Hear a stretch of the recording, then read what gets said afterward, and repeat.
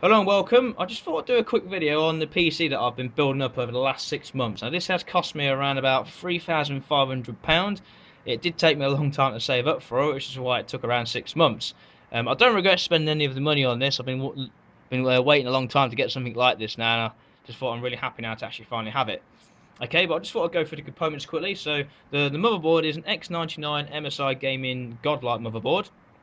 And one of the main features on it is the RGB lights here. So you can see there's one there, there's one there. If you want to look here, there's one there as well.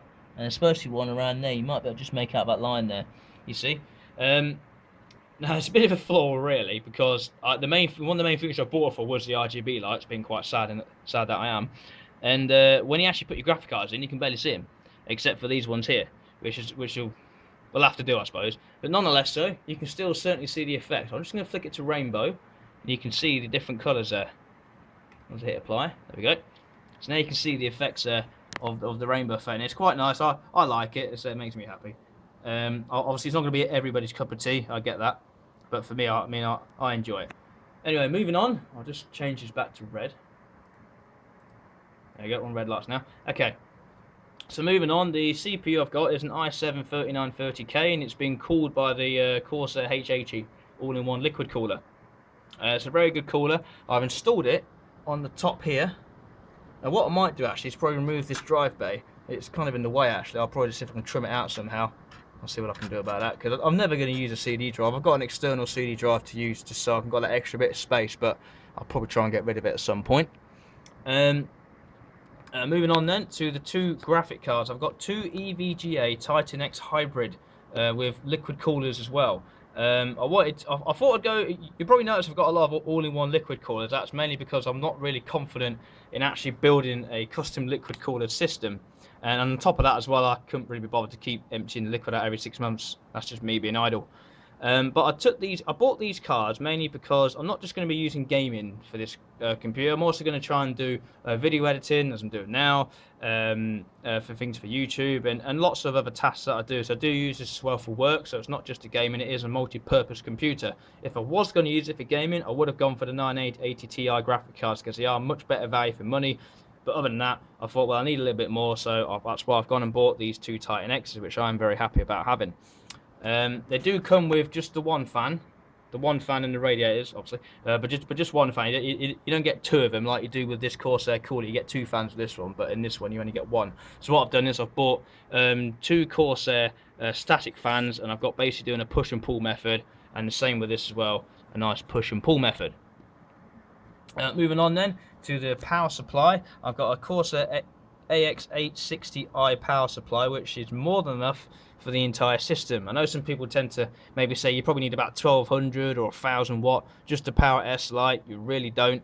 I did put this through the Corsair Link software. So it's got a cable here. Look, you can probably see it there now. Look, and it plugs into the USB header here. And running it on the Corsair Link software, it set it around 600 watts when I was playing a game on load.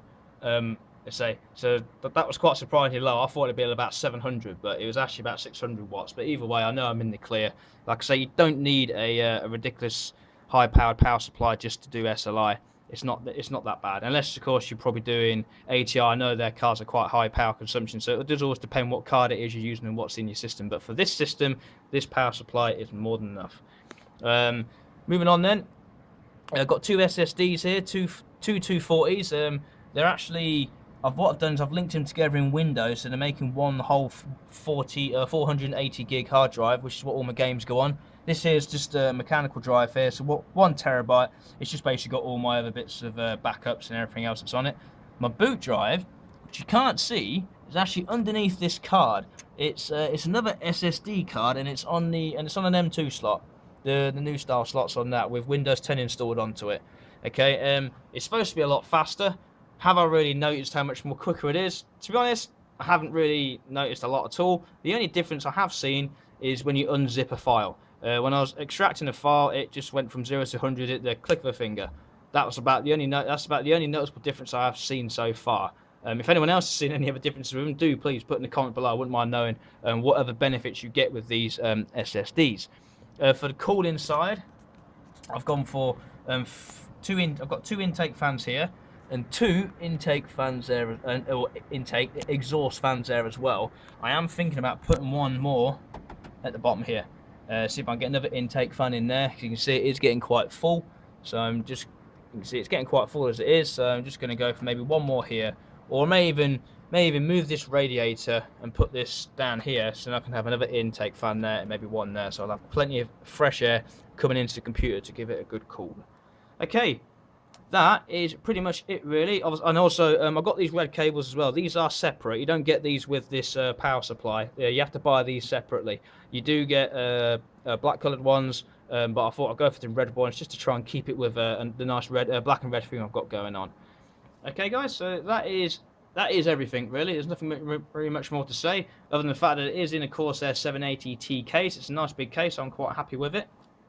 If there's anything else you guys would like to know, do please leave a comment below, and I'll see you again sometime. Thanks.